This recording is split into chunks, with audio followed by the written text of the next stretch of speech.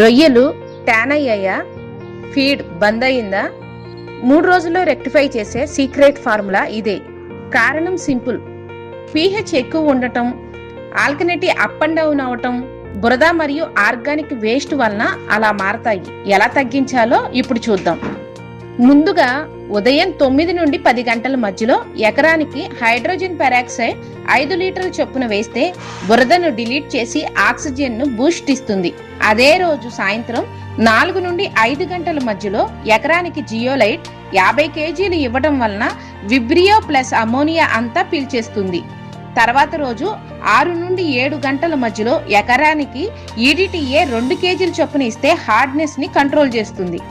రొయ్యలకి కంఫర్ట్ గా ఉంటుంది. అప్లికేషన్ అయిపోగానే మరుసటి రోజు నుండే రొయ్యలు ఫీడ్ తింటూ స్టార్ట్ చేస్తాయి. రొయ్యలు మళ్ళీ ట్రాన్స్పరెంట్ గా మారతాయి.